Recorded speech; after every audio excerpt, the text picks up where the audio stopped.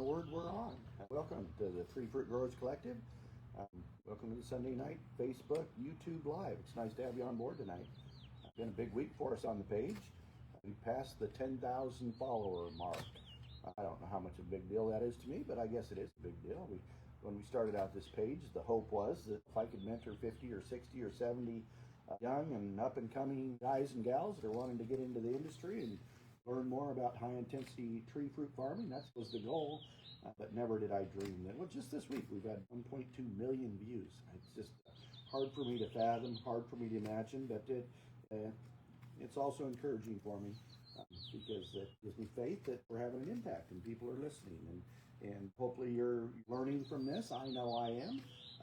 I don't always get it right, and I have to go back and do a little bit of research, and I've done some of that from time to time, but it's been nice interacting, getting to know a lot of you. I feel like I know many of you now. So welcome to Sunday Night Live. We've been in thinning. I've shared with you some thinning videos.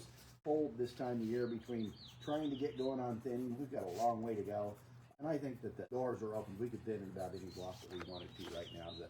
Hey Hayden, it's nice to have you on board tonight. We're going to get going on thinning real hard this week, but we are also in cherry harvest, so we're trying to ramp up our cherry harvest. We picked for a couple of days, and boy, we had a real nasty storm this week.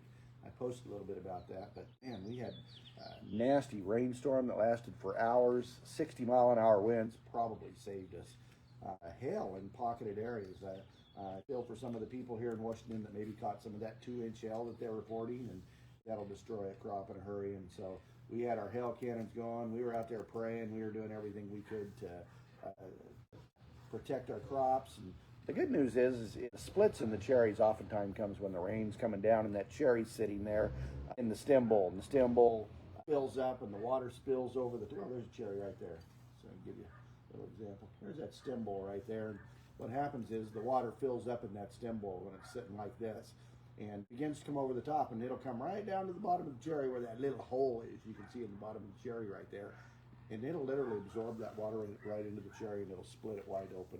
Especially if the sun comes out after the rainstorm, it'll really make those cherries pop. But so far, so good. We're waiting on a little sugar to come. We took the day off today and went to church. I'm sure the guys went to town and bought groceries and got stocked up for the week ahead. We're going to really get into cherries this week. Just reminiscing about cherries while we're waiting for people to sign on here. Just reminiscing about cherries a little bit. Cherries my favorite part of the whole industry. I love cherries. I love growing apples. I love cherries. I think because it reminds me of my childhood. I grew up picking cherries with my mother and my father. My dad, he was a cherry picking machine. And back in those days, it was quite a bit different. We picked on the trees were 30, 40 feet tall, and my dad would pick on the wooden spike ladder. I don't know if you ever seen those spike ladders, but they're just big, tall ladders that would come together at the top. Wood, I can't imagine what those things weighed, but my dad would work all the way up on the top of that 30-foot spike ladder, and my mom would be on a 14-foot wooden ladder picking cherries in the middle of the tree, and me and my brothers picking at the bottom of the tree. And I even remember my little brother, he was just a baby in a wooden cherry box at the bottom of the tree, sleeping under the tree. So I got a lot of great memories, having lunch out in the orchard with my family, a bologna sandwich and dessert and a pop. That was a big deal to us back in those days. So it has a lot of sentimental value to me, and I really enjoy the cherry harvest. Things are just a minute, honey. Things are a lot different these days. We have pedestrian orchards, 10-foot ladders largely, 10-foot aluminum ladders. We team pick into bins. That makes it quite a bit easier. Bin trailers, we use bin trailers rather than hauling the boxes out on trailers. And of course, reefers. Now we pick them and we load them right straight into a reefer and cool those cherries down. So it's changed a little bit, but it's still the same. You still go out there with a pick and strap and bucket. Used to use aluminum buckets, and now they have the plastic buckets with the little cushions in the bottom of them, but still the same thing. So love the cherry harvest. Looks like Brad Michael's on board, Satya Prakesh is on board, Dean Winchester's on board. It's nice to have you on board tonight. So I'm excited about the cherry harvest. I was going to mention we've had some really good cherry varieties come up here in Washington State. We've got the Benton cherry. I live here in Benton County. That came right out of this county at the research station here. We're picking Chelands right now. In fact, these cherries right here are Chelands. That's our earliest cherry. Probably not the best cherry, but it's a good cherry, and it's a good early cherry. It gets us into the market early. A It's a good starter to get our feet wet and get to picking. That's a Chelan cherry, named after Chelan, right here in Washington State. It was probably discovered in an orchard up there somewhere. Here in Washington, the Rainier cherry came right out of the research station over here. I can see the station from my house here. That's a light cherry, and I'm sure most of us know what a Rainier is. A wonderful cherry. Hyatt cherries came from just up the road up here. Probably discovered in an orchard. So a lot of great cherry varieties have come out of the state of Washington, and it's just a great place to grow cherries. So with that, we're going to go ahead and turn to the questions that you've had this week. Tried to answer some of those as I've had time this week, but we're going to go ahead and jump right into them. Some good questions this week. Thanks for sending those in. What do we got there? Looks like Jack Ramal has a question. He says, here in the Alps, that's exciting, we cultivate Cosmic Crisp. The problem is we have the green spot. How do you manage it? The green spot. It's not a huge issue here in Washington, but it is an issue. I've seen it. I've seen it in Cosmic. A little bit. I've seen it in, what other varieties? I've seen it in Honeycrisp and other varieties. I've seen the green spot in. I think of it when I think of green spot, and I know it's different, but I think of it because the treatment is similar. I think of it like bitter pit because it's very similar. They're both calcium disorders, and the treatment, as far as I know, is the same. In other words, I don't think there's been any breakaway treatment for green spot that would set it apart from the treatments from bitter pit. For instance, I would call it a calcium disorder, so we want to treat for calcium, just like we've been talking about for bitter pit. You want to do those early fertigation applications up until about 45 days after full bloom, and then I would switch over and go to the foliar applications of calcium after that. Talking about apples here. And of course the calcium in your fertilizer and the calcium in your soil, that's real important. Also crop load, that's very important. You want to treat it like it's calcium deficiency, so you want to get that crop load right. So green spot, we've got it here. It hasn't become a huge problem. The prevailing problem for us here in the way of calcium disorders is the bitter pit. And I feel for you because it's terrible. And there's nothing worse than growing up a beautiful apple and then you get that spot when you get close to harvest and you have to drop it on the ground. So thank you, Jack. I wish I could help more with that.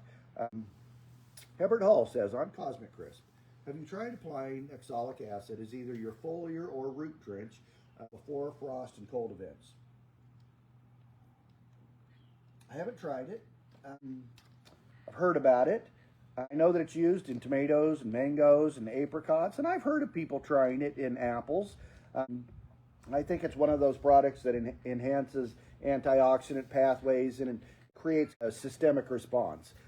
In other words, it charges up the immunity system and gets the plant prepared. We have done similar treatments for fire blight. We've done injections to build up the immunity system for that plant and brace it. So although I haven't played with oxalic acid, I'd like to. There's probably value in it, and I know that it's been used in the vegetable fields for a long time. So haven't tried it, Hebert, but if you have some experience with it, you can share with us. I would appreciate that. Ishan Chahan says, we're facing serious problem with phytoplasma diseases in our cherries, colt rootstock. Our plants' branches dry up because of it. The roots remain healthy. Could you please suggest a solution? Boy, I wish I had a solution. We're dealing with the Western X virus, the little cherry disease. We have a whole host of these different viruses. I sampled some trees just this week in a cherry block, and it came back with a virus that I hadn't heard of in years. And they're all just a little bit different, but there are some that are real serious, and I don't know what you're dealing with, whether it's Western X or what it is, but the Western X and the little cherry, field sanitation is so important. It's very important when you identify that you have one of those viruses. The most important thing is get it tested. We take a sample over to the research station. They'll sample those and get right back to us within a couple of days. Once you've identified that it does have one of those viruses or one of those diseases, the next step is take a chainsaw and cut the tree off and paint it with Roundup. The reason you do that is as the roots go out on that tree and it contacts other roots, neighboring trees, it will infect those other trees.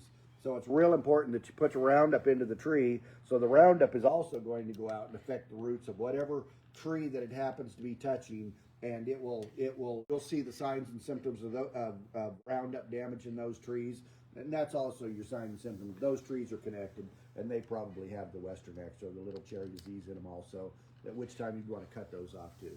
The key to these type of viruses is to get them out of the ground, and the trees around them, get them out of the ground. It hurts. You're going to end up with a big hole of a half acre in the middle of a block. But that's really the key. You want to get it out of the field and get it burned and just get rid of it as fast as you can. Sorry to hear about that. I don't know about it specifically with Colt. I haven't had Colt rootstocks in quite a little while. We talked about Colt rootstocks last week. I moved away from those. I think most people in Washington State here probably have moved away from Colt rootstocks largely, but I understand you have the rootstock that you have, and that's what you have to farm. But field sanitation is the key. Identifying what they are and getting them rooted out of there is really all we have right now. Jordan McIntyre. I was late grafting scions onto some apple rootstocks, and half of them failed. Rootstock growing nicely, though. What would you recommend next? Chip or T-budding, and when to do it? This happens to us every year. Jordan, I'll tell you what I do.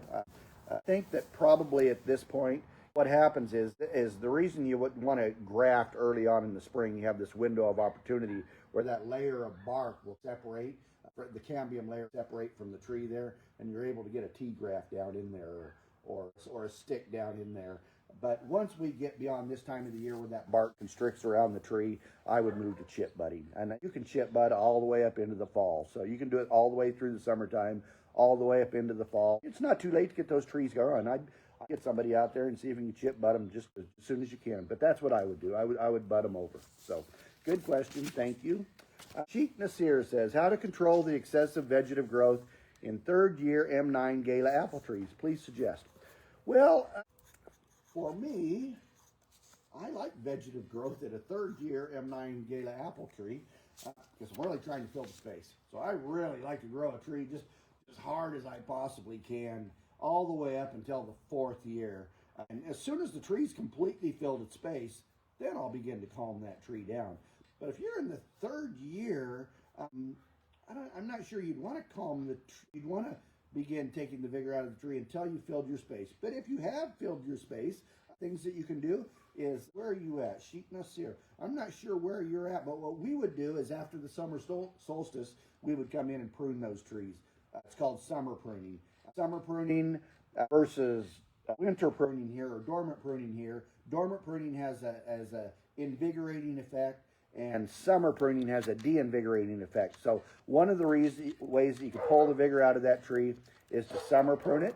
You could pull the water back and do some deficit irrigation program, and you can begin to pull back the fertilizer on those. Dial down that nitrogen and bring that down to a manageable level. Once we get a tree into production, like a Honeycrisp or something, I won't put more than about 5 pounds of nitrogen on that tree in a year. If I don't have to, I'll do foliars and whatnot, but we'll really pull back the nitrogen on some of those. So those things, begin to pull back the nitrogen. Deficit irrigation, begin to pull back the water. Consider summer pruning. That'll pull the vigor out of that tree, but nothing's going to pull the vigor out of that tree more than setting a crop on it. Go ahead and next year you're going to want to set some apples, and the way you're going to do that is get in there this year, and some of those real vigorous limbs, get you a string and get them pulled down. And as you pull those down, they'll set fruit buds, and the best thing you can do is get some apples set on there. Oh my goodness, we got here Lean on board, and Harold, and Kaitna, and Biku Ronta, and Nikish, and Sahad, and Mariada Martinez, and Ian McGregor. Looks like we've got a lot of people on board tonight, so welcome. It's nice to have you on board. Deepak Shahan on chemical thinning. What can we use for feathering in nursery? Maxell or Promlin, Perlan, or a combo of both? Promlin, Perlan, same thing. Maxell, I've worked with Maxell on galas for size enhancement. I've used Maxell for thinning on pears, on galas.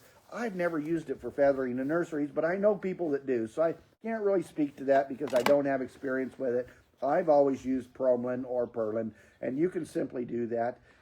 But I'm not a nursery person. I know there are great nursery people on here that can maybe speak better to that, but when I'm feathering a tree, normally I get a good feathered tree from the nursery, but if I don't, I head the tree at 32 inches, and that always breaks me some good feathers off a tree and gets them where I want them. And if I want to induce feathers or limbs where I want them, I will notch with a little scroll saw or just a real small blade, and I'll use Promlin. That's how I'll do that. A lot of people will just spray those buds with Promlin. I'm not an expert on that, but my experience is in nursery and in feathering trees is a combination of scoring with just a little scroll blade and Promlin, or just spraying Promlin. So Amir Yasir says the best time to do scoring and girdling. Well, they're two different things.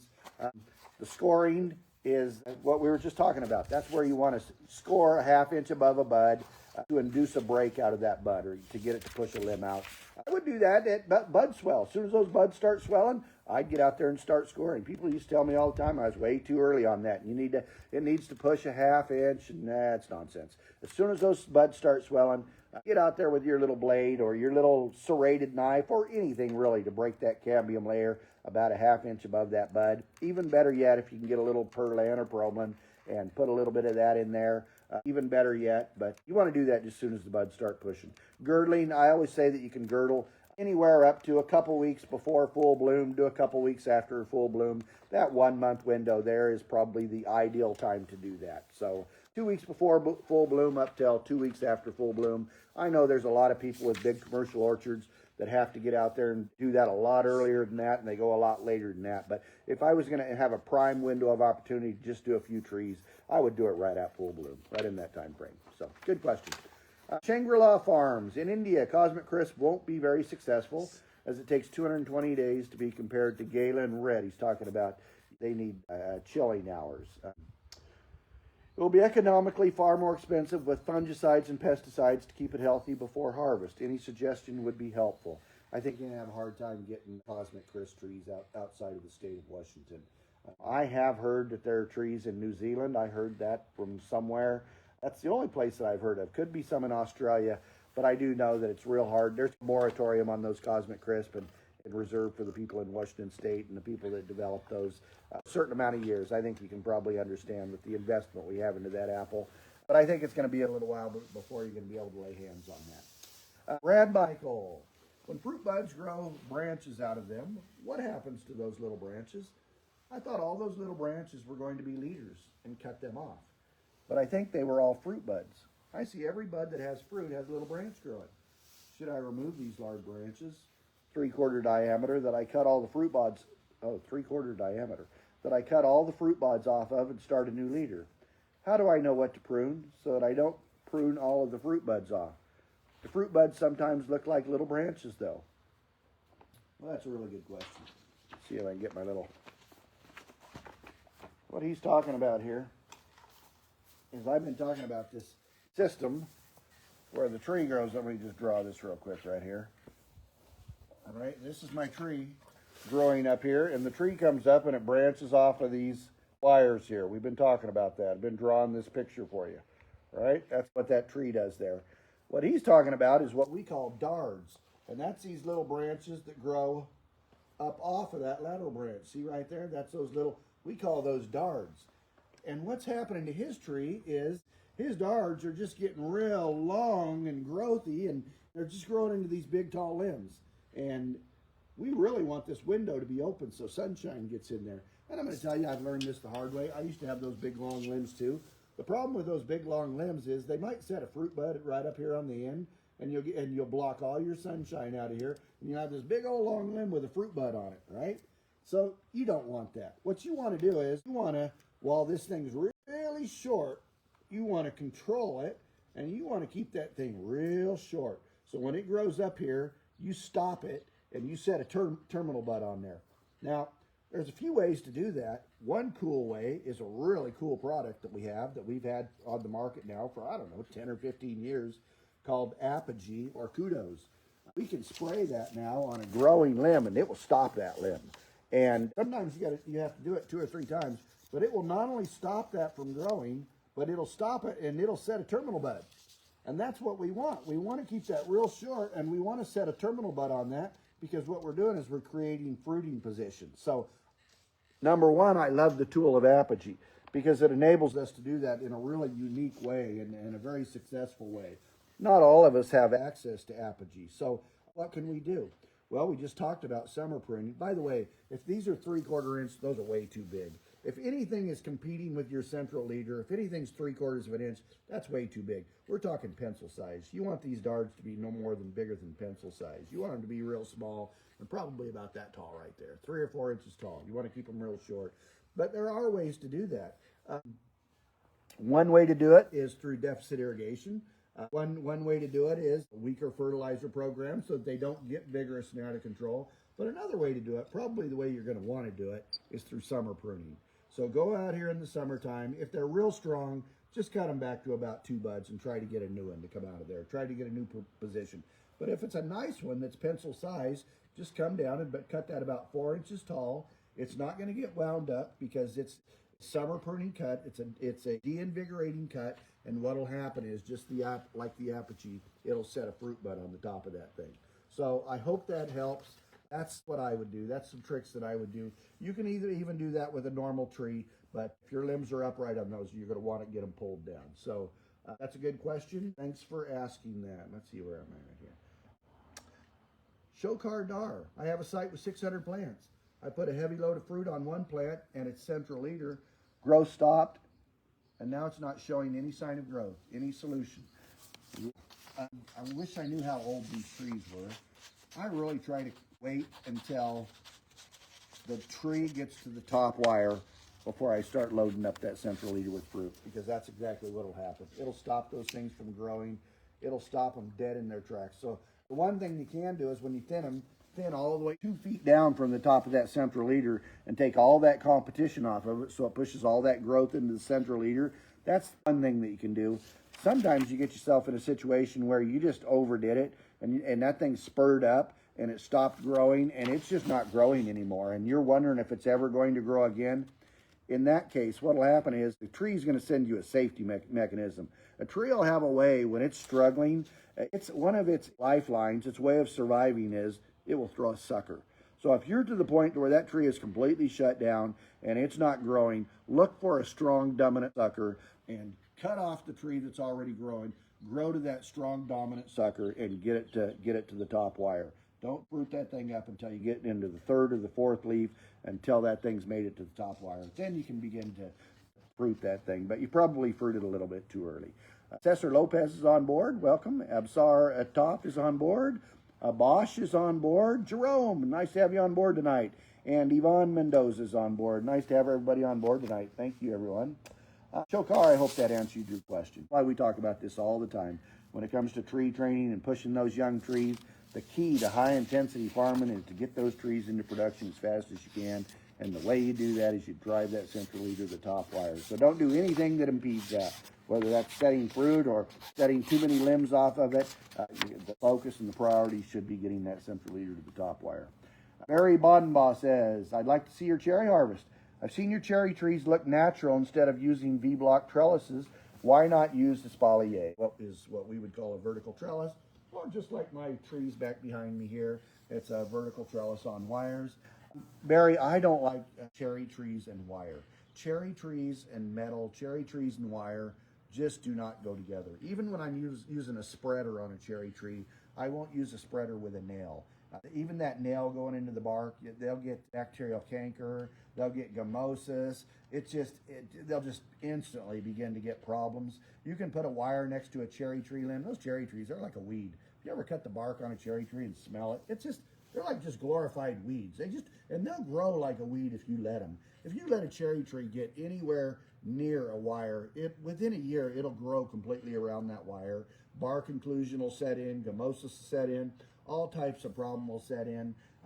Not that I haven't used wires, not that I'm not using wires right now. I am using wires right now, but in a cherry block, I'm real careful to do it in a way that when I tie that limb to, like on a V-trellis, I'll use a wire just to keep it from falling over, but I'll tie it with a big wide rope or something so that the wire is not making contact with the cherry tree, because cherry trees and wire just do not go together. And that's the short answer to why I don't put cherries on trellises. Some people do.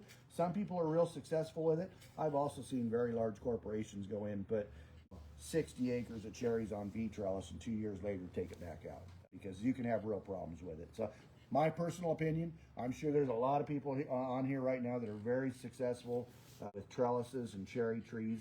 I just don't do it. The other reason I don't do it is cost. It costs a lot of money. It costs $40,000, $50,000 to put in a block of apples these days, a modern apple system. Sometimes we want to put in cherries, and that's a lot cheaper to do because you don't have the big expensive trellis systems. You can put that in there and put a little 2-inch stake on it and get it up and get it into production, and it's not the giant, huge investment that you might have into other things. So that's another reason I would do it, is cost, but mainly cherry trees and wire, or cherry trees and metal do not go well together. Nitish Kamita says, hello, sir. Here in Himachal, India, do a chip graft early in July before our monsoon season. So we cut root above chip after 25 to 30 days or in dormant period. Boy, I hate to speak of India, but I'll just say what I said before, and that's here. It's a matter of how constricted is the bark. When the bark becomes constricted and I can't do a T-graft or a stick graft anymore, then I'll go to bud grafting. And we've had real good success with bud grafting anywhere through the growing period. And I think you probably could here in India also. So anywhere through that growing period where that plant's pushing, I think you could successfully chip bud. Looks like that for you is January, February. So that's probably opposite of what we see here. So good question. Brian Corcoran responded to post. What you want us to show? Spray schedule, please. Again, I never give spray rates on this page. I have an applicator's license. I'm just not comfortable doing that. But I did do a little video this morning because I sprayed my little apple trees this morning. So I just had a couple products that I had out that I sprayed yesterday. Typical spray program for apple trees, cherry trees for that matter too, is in the dormant season you're going to do a dormant spray, and that's going to kill all the bacteria and the little overwintering bugs and eggs that are out there in the field. And beyond that, we follow the models for the codling moth flight, and that flight usually comes in about this time of the year. In the middle of May, we'll start to get that flight, and so we spray something for codling moth. And of course, we have problems with thrips, and we can have mealy bugs here, and of course, mildew can be an issue, aphids can be an issue, and so we spray for all of those things. So a successful spray program for us is we have scouts out in the field. We have a real integrated pest management program. We want to maintain as many predators as we can in the field and only spray very targeted sprays that are only targeting the insects that we want to get. So that's the primary things that I would control this time of the year. Keep the mildew out of the trees. Keep the codling moth out of the trees. Watch the thrips and lagus and anything else you're going to sting those apples. So, again, you can get a good crop protection guide from the research station that'll really give you a detailed spray regimen. I'd suggest you do that. Lucas Marczak, let's see, wait a minute here. Sheik Nasir, same thing happened with our M9 Gala, excessive vegetative growth, alternate bearing, what to do, please. We've been talking quite a bit about alternate bearing for about the last month, so those things. It's a really bad situation. You can consider scoring. We've got a lot of videos in the school that we have here, which is a record of different things that we've taught on. Summer pruning is a good way to bring those under control. Dialing back your fertilizer program. Also pulling those limbs down. If they're real vegetative and they're just trying to grow upright towards the sun, consider getting in there and pulling some of those limbs down. See if you can set some fruit buds on those. Wish I knew what year those were. Moon Nursery on video posted fertilizing young trees. Hello, sir. Please tell me how I can get more and more vegetative growth in the nursery. The only way I know how to do that is fertigate. Push those trees with a good fertilizer mix. Even Miracle Grow from the hardware store. That's really a great fertilizer mix because it dissolves well in water. You can fertigate with it, and it's got all the nice, it's got NPK and all the little micronutrients. That's what you're really looking for. Good fertigation program, something that breaks down into solution really well, and it's going to be taken up into that plant. But what I would do is if I wanted growth in the nursery or young trees, what I do is number one, get that tree secured some way so that it's not blowing around. If that tree's blowing around in the wind, it will stop growing automatically. So keep the roots anchored and keep it from blowing around. And secondly, just push them with fertigation, probably twice a week. I would probably be doing 10 to 15 pounds of N per application, or until the fringes of the leaves begin to burn just a little bit. But just push them as hard as you can. For me, that's the name of the game when it comes to young trees and getting them to feather well and getting them to grow. So I'm not really a nursery guy, but that's the approach I would take. Nishan Thakur on thinning video posted. What do you apply for biggest leaves? I think what he's talking about is one of the comments that I made that I always make is, and it applies for apples too, big leaves, big cherries. You want to have leaves, that is I always call them the solar panels of the tree, bringing in sunlight and converting that sunlight into energy, and that tree, that plant in turn using that energy to grow and to produce an apple, a very important aspect, and that energy comes from the photosynthesis and leaves. So it's real important that we have big, strong, healthy leaves. The way to do that is a good nutrient program, making sure you have healthy trees. And for me, if it's cherries, that's really where I want big leaves. I want big leaves and cherries. Big leaves equals big cherries, I always say. So a good foliar program starting at about peak spray or peak timing. Big leaves, that comes from good nutrition, good fertigation, good fertilizer program. Lucas Markshak, pedestrian orchard. I love it. I try to keep my orchard this way.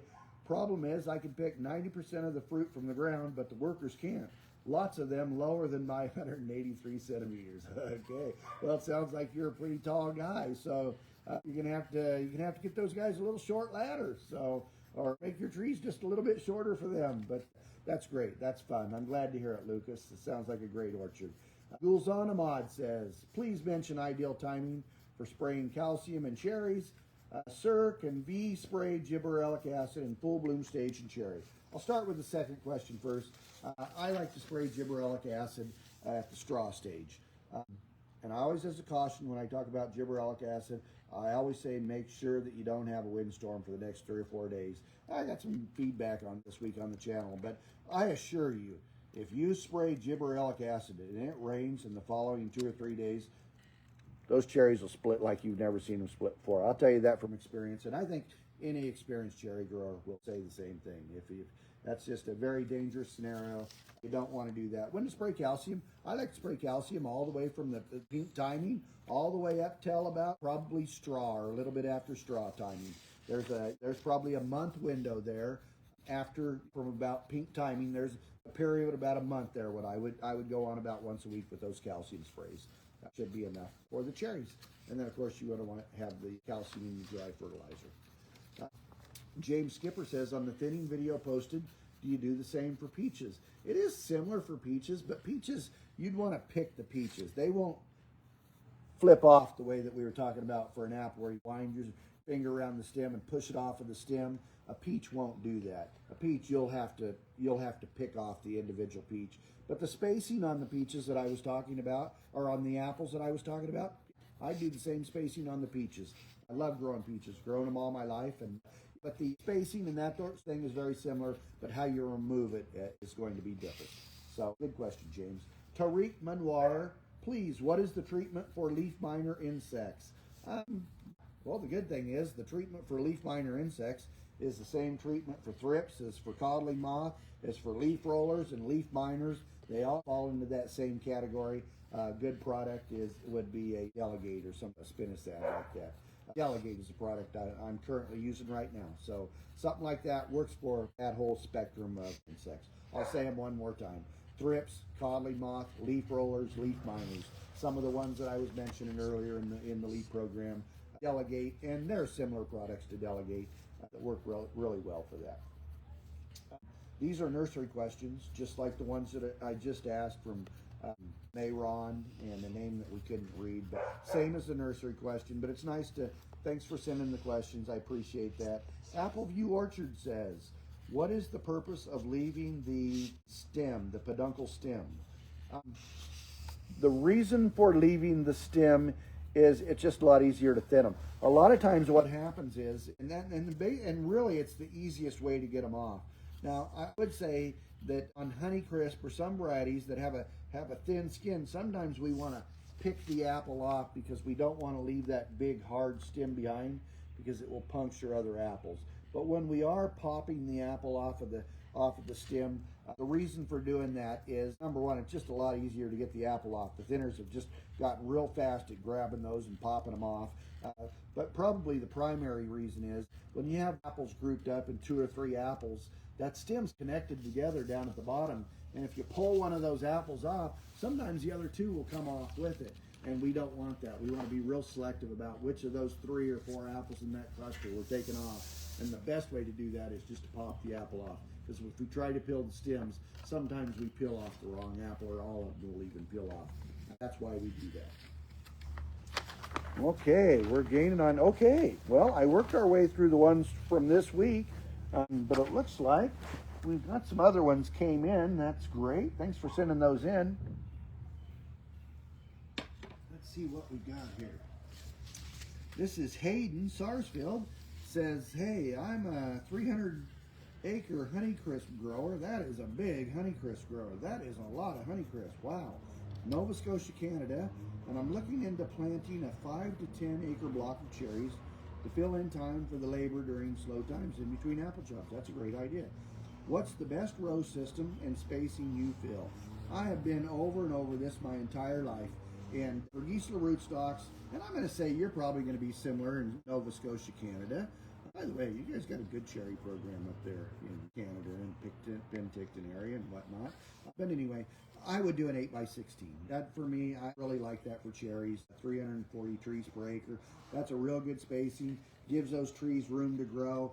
You could even spread them out a little more than that. Thing about a cherry tree is you plant those trees and you'll do a 3-liter system, and you'll find that in 5 years you're back in there taking one of those liters out. They start off slow, but boy, when they really get growing, they fill in that space. They'll fill in their whole space, and you'll have to be in there pruning them and confining them to their space. But you also, the trade-off is you want to get them to production quickly also. So you do want to get them as practically close together as you possibly can. For me, I've learned over the years, for me, anytime I plant an apple block now, I plant it on a Gisela rootstock at an 8 by 16 spacing. I hope that helps, Hayden. Good luck. And I'm really interested in your 300 acres of Honeycrisp. Wondering if you have good altitude there. The Honeycrisp, they like that high altitude, and it sounds like a great place to grow Honeycrisp. So thanks for calling in. Nitish Kimletta says, for high density plantations, which rootstocks should we go to for Cosmic Crisp? I like the Geneva rootstocks. I'm a big fan of the Geneva 11. I'm a big fan of the Geneva 41. Big fan of the Geneva 890. I've been getting a lot of questions about rootstocks. I was driving down the road the other day and I was talking to Marlon about that. And I said, sometimes I feel a little skittish talking about rootstocks because I might have a Geneva 890 down here in sandy soil down in the Tri-Cities down here, and that tree's just a horse. By the 3rd year, it has so much horsepower, it's already filled its space and it's already picking 80 bins per acre. That's a reality. I actually have that situation right now.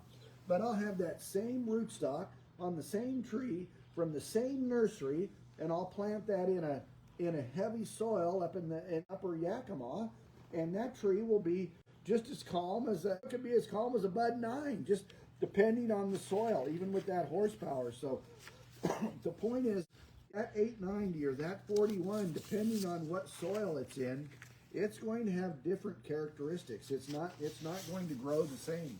So you really want to weigh that when you're trying to decide whether in those Geneva rootstocks in that range of Geneva rootstocks what you're putting in. In other words, in that same heavy soil, I would never put in a Bud 9. It would take me years and years, and I would probably never ever fill the space. So I really want to put in the highest horsepower tree that I can get, an 890. On a sandy, loamy soil where I can grow a tree really fast, I don't have any problem getting them up to the top wire. I don't have any problem planting a Geneva 11, Geneva 41, even an 890. But on an 890, you might want to move the spacing out a little bit.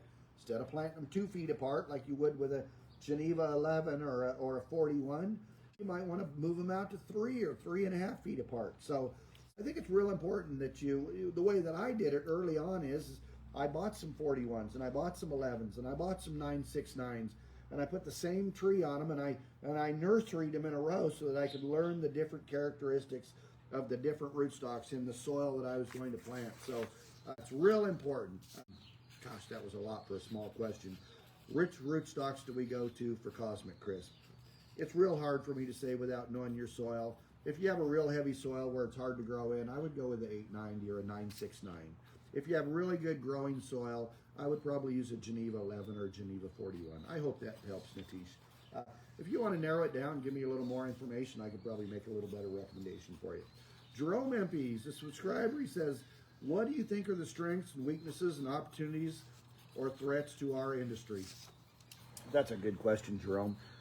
I'm almost 63 years old. I've been in this industry a long time. I've seen the rises and fall of this industry. I've seen companies go out of business over the years, and really seen 3 major downturns in the industry over the years. It's always the same problem. Oversupply.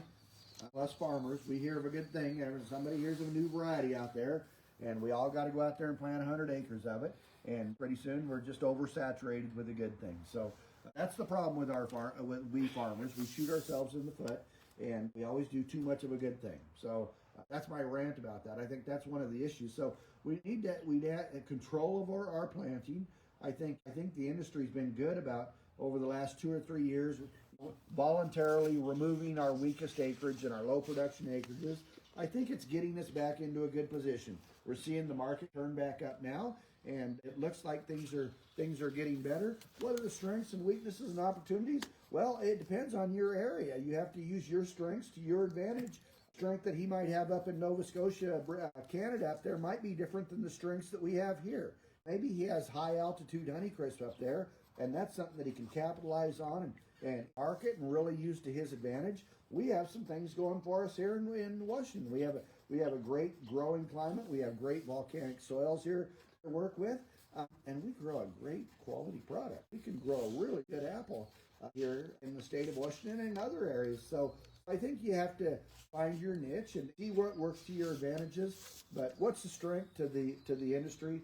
The greatest strength of the industry is the American farmer. And farmers in general. Farmers are just a unique breed of people that work with the soil. They're intelligent people. They care about the land and the trees. And so the strengths of the opportunities of the industry is the farmer, the guy out there walking the block and learning and growing and learning how to till the soil. So I'm an optimist. I have high hopes for the tree fruit industry, and that's why I have this channel. That's why I'm trying to leave behind a legacy to help other people that are up and coming as I begin to step out and look towards fishing a little more in the coming years. Himalaya Gaming, solution for dogwood borer from below the grafting union. I don't know the answer for that. I know dogwood borer. I don't know that we have dogwood borer, but we have shot hole borer and we have borer.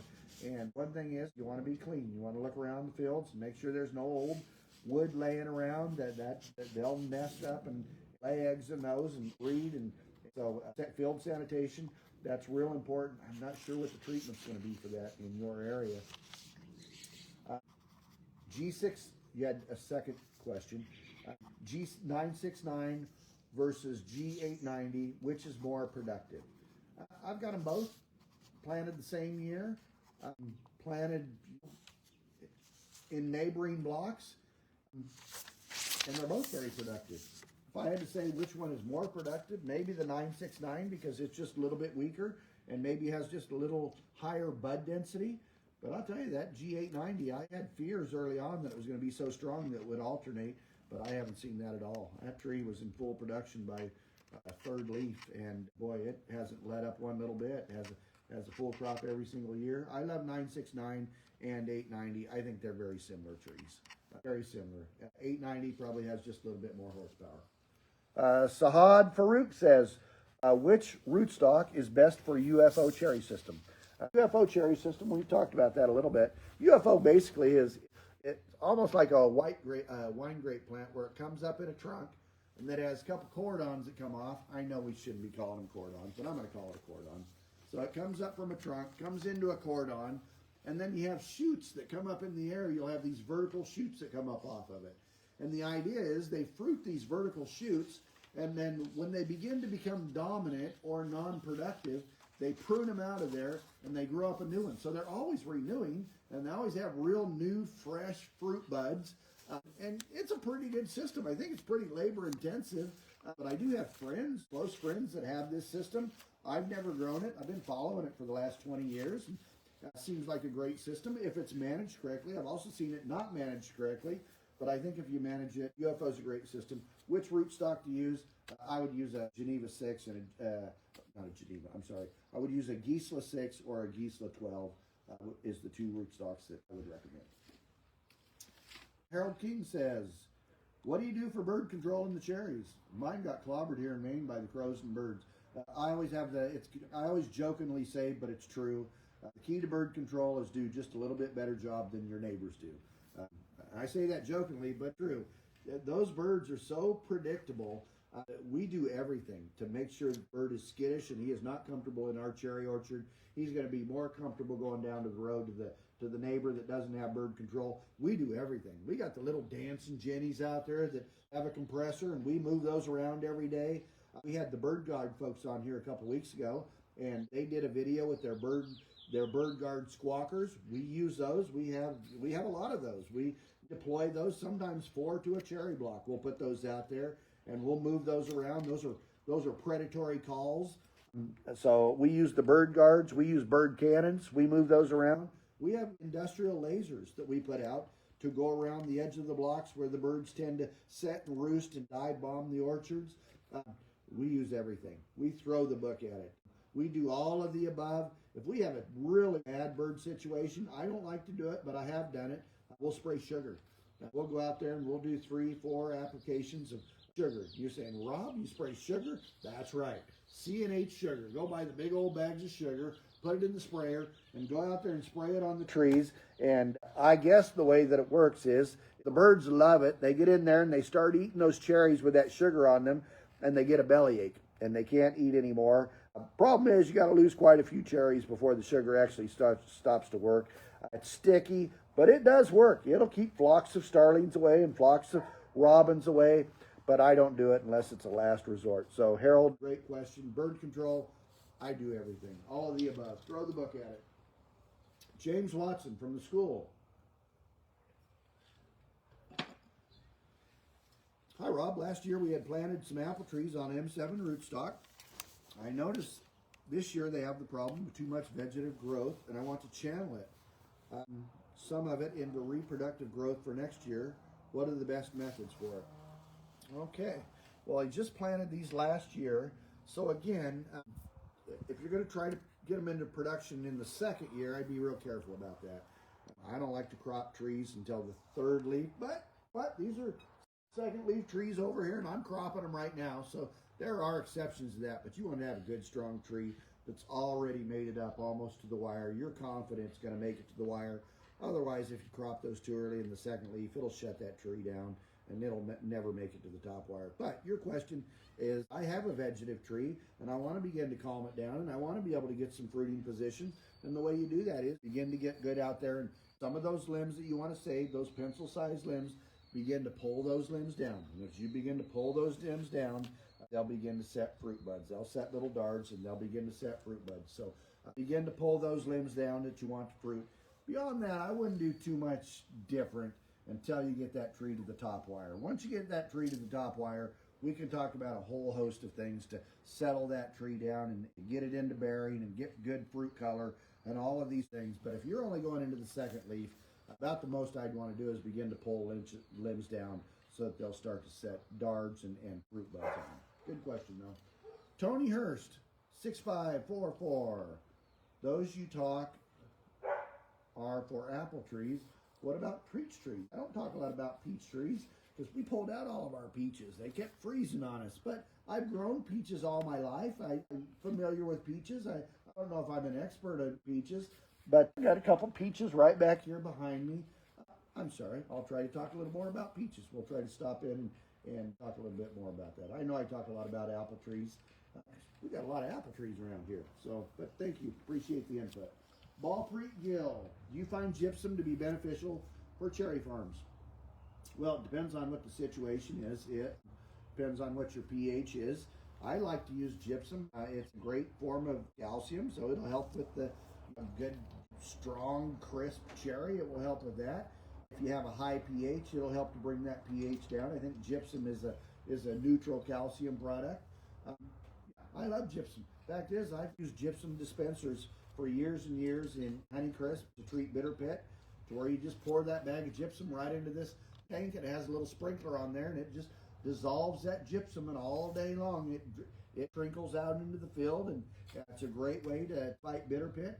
But gypsum is absolutely beneficial for cherry farms if you have the right soil situation. So, big fan of gypsum. Use a lot of it. Nitish Kameta, for dry, sunny orchards packed with water, we are thinking 890 on Gala in high density with bi-balm system of dual tall spindle from one graft. instead of traditional large spacing seedling plants? Would you prefer it? Instead of large spacing seedling plants, would I prefer it? Yes, Natish, I would prefer it. I am a fan of formal systems. I'm a fan of formal systems for the whole life of the tree. They're easier to train. They're easier for workers to understand. They're easier to prune. They're easier for a worker to walk up to the tree and know exactly how many apples are expected to be on that tree because they're all the same. They're going to know exactly how many fruiting positions every single tree ought to have. So yes, I would definitely do the high intensity system with a dual tall spindle from the graft. Absolutely, because I want a formal system that I can rely on and that is repetitive, where every tree, from one tree to the next, is uniform and everything is the same, and I can have a system that everybody understands. I think that's very important. A lot of good questions tonight, Lenny. Anything else? Well, thank you. That was a lot of questions. It was nice to have everyone on board tonight. I'm looking forward to getting back to the harvest tomorrow. Grateful for the harvest, grateful for a good crop, grateful to have all of you on board. If you don't mind, if you can click that follow button or that subscriber button, I appreciate that. Helps us. And I'm grateful to my wife, Marlon, for managing this page and answering you and writing down all the questions and doing all the wonderful, beautiful editing so that hopefully we're helping people. So keep those questions coming. And anything else, Annie? You got something else there? She's writing something here. Let's see what she's got here.